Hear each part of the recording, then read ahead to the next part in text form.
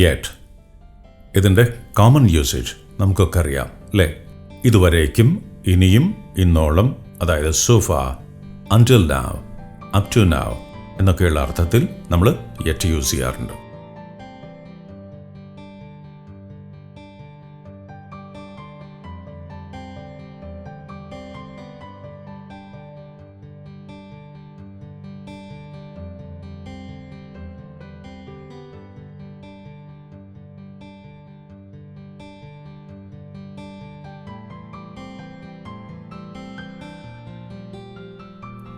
I haven't asked him yet. ഞാൻ ഇനിയും അയാളോട് ചോദിച്ചിട്ടില്ല. How are you going to get there? നിങ്ങളവിടെ എങ്ങനെയാണ് എത്തിപ്പെടാൻ പോകുന്നത്? I don't know yet. എനിക്കിനിയും അതറിയില്ല. Is dinner ready? ഡിന്നർ റെഡിയാണോ? No, not yet. ഇല്ല, ഇനിയും അത് റെഡി ആയിട്ടില്ല. ഇത് നമുക്കൊക്കെ അറിയാം അല്ലേ? ഇനി have you met my cousin yet? നിങ്ങൾ എൻ്റെ കസിനെ ഇനിയും കണ്ടുമുട്ടിയിട്ടില്ലേ? Has Reena arrived yet? Reena ഇനിയും എത്തിയില്ലേ, എത്തിച്ചേർന്നില്ലേ? റീന ഇനിയും എത്തിച്ചേർന്നിട്ടില്ലേ, വന്നിട്ടില്ലേ? അതാണ് ഇവിടെ നമ്മൾ മലയാളത്തിൽ വന്നു ചേർന്നിട്ടില്ലേ, എത്തിയില്ലേ, കസിനെ കണ്ടുമുട്ടിയിട്ടില്ലേ എന്ന് ചോദിക്കുമ്പോൾ ഒരു നെഗറ്റീവ് ഇല്ലേ നമ്മൾ യൂസ് ചെയ്യും. പക്ഷേ ഇംഗ്ലീഷിൽ സാധാരണ അതിൻ്റെ ആവശ്യമില്ല. അതായത് haven't U met my cousin yet എന്ന് ചോദിക്കേണ്ടതില്ല. പക്ഷേ ഒന്നുകൂടി ഊന്നി പറയാനായിട്ട്, ഉറപ്പിച്ച് പറയാനായിട്ട് നെഗറ്റീവ് യൂസ് ചെയ്യാം. Hasn't he finished yet? അയാൾ ഇനിയും പണി തീർത്തില്ലേ, മുഴുമിച്ചില്ലേ?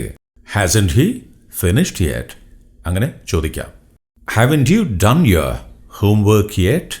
നീ ഇനിയും നിൻ്റെ ഹോംവർക്ക് ചെയ്തില്ലേ? അതൊന്നുകൂടി ശക്തിയുക്തമായിട്ട് ചോദിക്കാനായിട്ട് നെഗറ്റീവ് യൂസ് ചെയ്യാം. പക്ഷെ സാധാരണ നിലയിൽ അതിൻ്റെ ആവശ്യമില്ല. ഇതൊക്കെ നമുക്ക് അറിയാവുന്നതാണ്. ഇനി പ്രസന്റ് പെർഫെക്റ്റിൽ has Najeeb come back yet?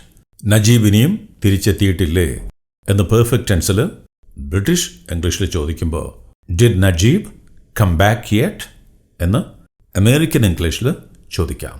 ഇനി ഒന്നുകൂടി, കൂടി, ഒരിക്കൽ കൂടി എന്നൊക്കെയുള്ള അർത്ഥത്തിൽ yet another reason to be cautious. yet another reason to be cautious. cautious ആവാനായിട്ട്, ശ്രദ്ധയോടെ ഇരിക്കാൻ, ശ്രദ്ധാലുവാകാനായിട്ട് ഇതാ മറ്റൊരു കാരണം കൂടി. yet another reason to be cautious. The meeting has been cancelled yet again. Meeting ഒരിക്കൽ കൂടി ക്യാൻസൽ ചെയ്തിരിക്കുന്നു. The meeting has been cancelled yet again.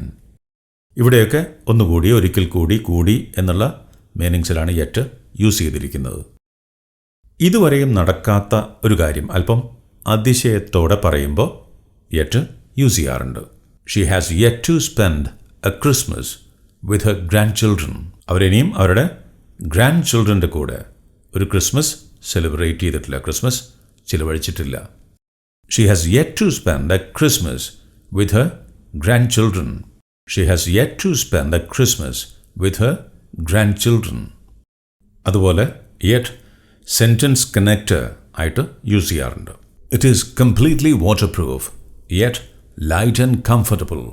ഇത് പൂർണ്ണമായും വാട്ടർപ്രൂഫ് ആണ്, എന്നാൽ അത് ലൈറ്റും കംഫർട്ടബിൾ ആണ്, സൗകര്യപ്രദവുമാണ്. It's completely waterproof, yet light and comfortable. She's strange yet kind. അവൾ സ്ട്രേഞ്ച് ആണ്, പക്ഷെ ദയാലുവുമാണ്. She's strange yet kind. A story that is strange, a story that is strange yet true. വളരെ സ്ട്രേഞ്ച് ആയിട്ടുള്ള ഒരു കഥ, എന്നാൽ സത്യവുമാണ്. A story that is strange yet true. He did not come, nor yet write. അവൻ വന്നില്ല, അതുപോലെ എഴുതിയുമില്ല. He did not come, nor yet write. ഇവിടെ അതുപോലെ എന്നാണ്. അപ്പം ഇനി കൂടുതൽ വിശേഷങ്ങളുമായിട്ട് നെക്സ്റ്റ് വീഡിയോയിൽ. Thank you, take care, stay awesome.